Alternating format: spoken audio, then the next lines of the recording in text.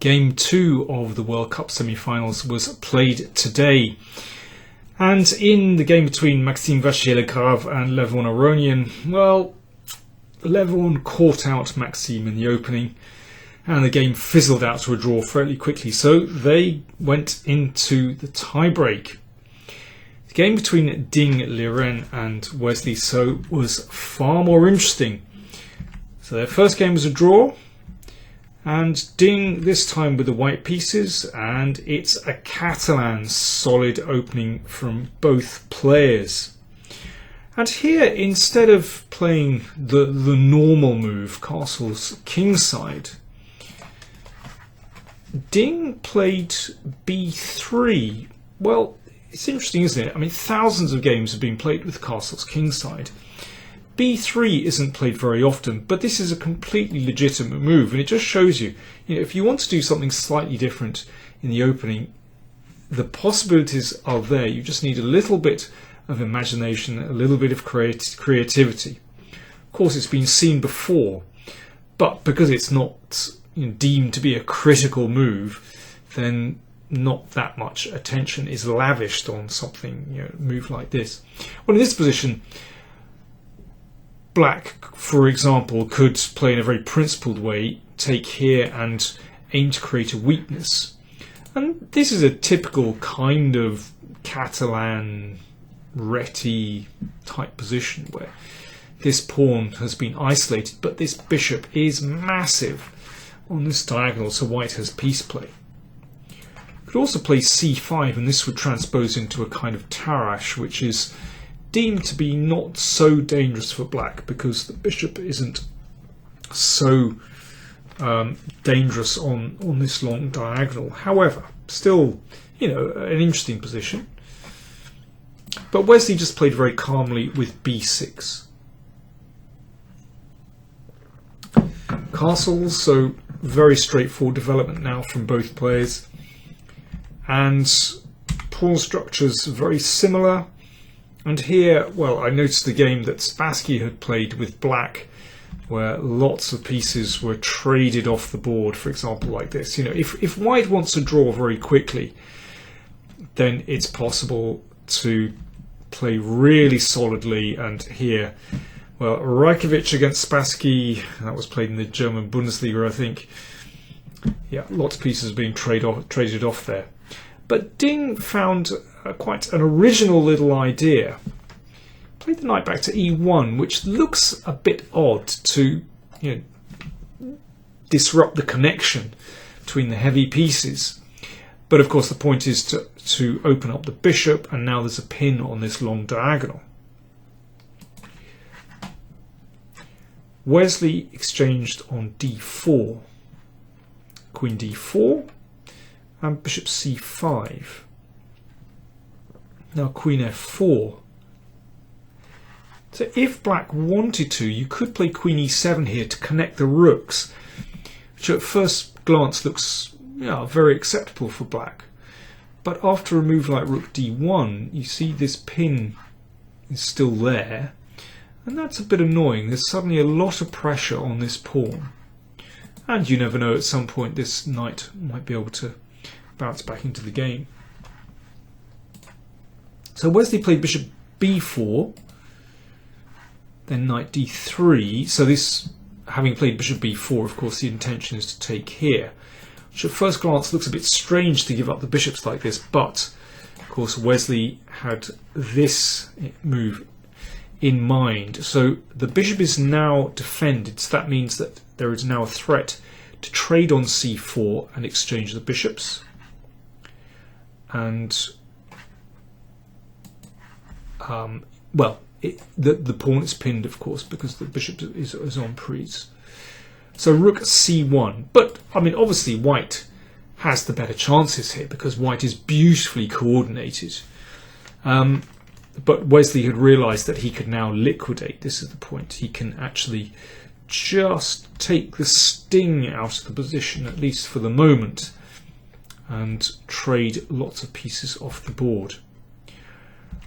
But I would say Ding would have been delighted to reach this position. I think this is almost the ultimate that you can achieve out of the opening that he played. And it's a very typical kind of Catalan endgame where the C and D files are open. But white has already occupied one of the files, and this knight is on a great position on e5. And this c6 square is often available for the knight, which, well, can cause absolute havoc in black's position. Looking at all kinds of tactics here, looking at these squares. Very nasty indeed. Added to that, white's king is ready to march into the centre, and white has the possibility to gain space on the king side. So let's see how this works in practice. I think at the moment white is already threatening to get, well, practically a winning position with rook c7. So Wesley guards the c7 square. Of course, not very pleasant to have to put the knight back. Nevertheless, needs must. So the knight comes to this great square, and rook d1. So you can see white is in control. And I think the great thing is, although a lot of players sort of say, yeah, but how do you win from this position? It's not the point. The important thing is, can I make progress? And white can gradually strengthen his position. For example, by advancing these kingside pawns up the board. So the squeeze is on now. e4 is a very nice move because it takes away the d5 square from black's knight. And, well, black has to find activity here. He played b5, and although you might say that rather weakens the c5 square, one of the ideas is to advance these pawns and maybe threaten to trade off more pawns. But I think black has to play like this. I think if he sits there, it's even worse. And for the moment, white is unable to occupy the 7th rank, for example. Knight e5. White Ding keeps the tension. He could have traded rooks here, actually. That was a possibility. Now, these pawns are potentially vulnerable. I mean, maybe he felt that rook c7 was coming, and maybe it's just a little bit too loose at the moment. But he's almost at that point where he could trade those rooks. Yeah, it looks a bit too loose. So instead, he just kept his beautiful rooks doubled on the d file. Rook c7 is possible here. That, well, may have been a slightly better chance. But still, white is absolutely secure with a move like rook d2. But h6. And now rook c1. That's why I was suggesting playing the rook to the c file, because white is still in control here. Now, Ding decided to withdraw the knight, just preventing exchanges. Very understandable, to keep the position more complicated. He could have traded, and he's still a lot better in this position. And you see, this king might have the chance, after trading, to enter in the position later on one of these squares. That's possible. But I can understand why Ding wanted to keep more pieces on the board. So Wesley has sort of got his king to a decent position here. And now black would like to play b4, and then perhaps later on a4 to trade pawns, try and liquidate and get activity for his rooks. So well, Ding prevents that with a3. There was a possibility to play f5 here to break open the position. It's always a very difficult decision to make. Do you hold the position, or do you press forward? I think undoubtedly white gains something from this. He split black's pawns, but in trading so many pawns, of course, that increases black's drawing chances. But you never know, the king might be able to come in here.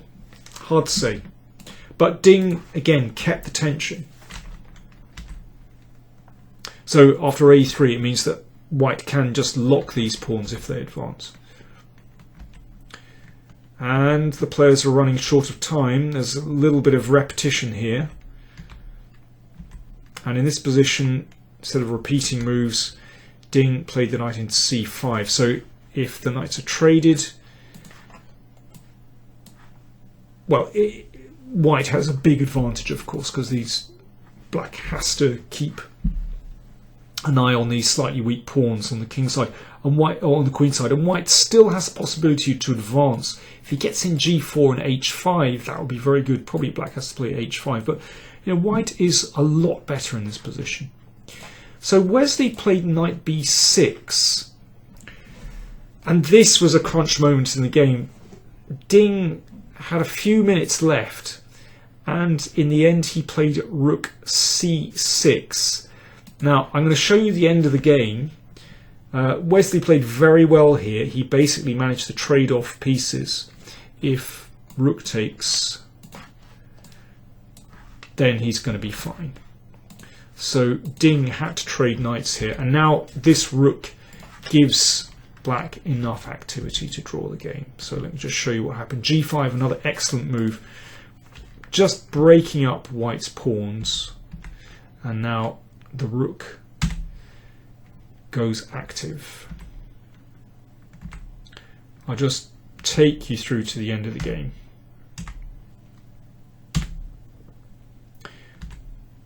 So that holds this pawn, but now the second rook activates, and this is very nice. So check, if the king comes back, then rook takes. So the rook came here, and the rook just came back, and now rook takes, pawn threatened. So white obviously has a draw with rook d3, but went for more. And now, of course, you could play rook takes rook's pawn, but Wesley played an even safer move, rook here, and managed to win this pawn. And well, very soon they liquidated to a draw. Okay, let's come back to this critical moment where Wesley has just played the knight into b6. Ding had a really strong possibility here. He could have played rook h8. Let's see what happens. The knight threatens the rook, so the rook moves to the side. And now here's what he overlooked or underestimated. He basically didn't see that after rook takes knight, he can continue this position. If you check straight away, then the king runs away. But if white plays e5, then the king is caught in a mating net. So rook e8 is now checkmate. Checking with the knight doesn't help because of king d4, attacking the rook, and mate is still on. So there's only one way for black to get out of this, and that's to play f5. Now, rook h7 is not checkmate because the rook is on prise. Remember, white is a piece down at the moment, but white can play rook b8. Now rook h7 mate is threatened, as well as the knight. Now there's only one decent way out of this, and that's to play rook here. So that gives back the piece. So we now reach a rook and pawn endgame, still even material. But this is clearly better for white because that move f5, which was forced, has weakened black's structure terribly. And this active rook threatens to switch back and forth, hitting pawns. So probably black's best is to try and activate his rook. If he doesn't, if he plays a move, well, for example, g5, then this move is killing straight away, threatening this deadly check and this pawn, and it's terrible. So let's play a4, and at least this gives black something to aim for here. But here's a nice move, rook h8, hitting that pawn. Now black can activate straight away. You can play something like this and then go for this pawn, but this should be very good for white. This king comes up, and now the rook is able to come behind the pawn, and this must be winning for white. You can take this pawn, and the king is terrible. Again, it's the result of playing this move f5. which was forced. So after rook h8, let's try h5. Then the rook switches back. Now if rook d5, then this position is actually a kind of Zugzwang, because this rook is anyway going to have to come forward. Because if, let's say, king here, then you switch. Now, black has counterplay here, but this must be winning for white, because you can now take this pawn. The king can't defend because of rook d7 check. Black can go for this pawn over here, but white, I think, should be winning that position. If we go back to this position, so rook here, if the king goes to f7, then this is a very, very neat move. Rook d6, forcing an exchange. And this is a winning position because the king can come in here. So the rook is basically has to activate. Sorry, let me just come back here. Rook d1, and you know, then we get this funny position again where white can play here and, you know, chase these pawns, and the king can come here. I think white has very, very good winning chances here. It's not completely clear, but there's no doubt that Ding missed a very good opportunity there. So there we go. 2 draws today, so both matches go into a tie-break which takes place tomorrow, and this is the big prize in this tournament. Once the players get to the final, well, they're just fighting over a bit of cash. But these semi-finals, if they win through, they automatically get a place in the candidates. Tomorrow is going to be very, very tense.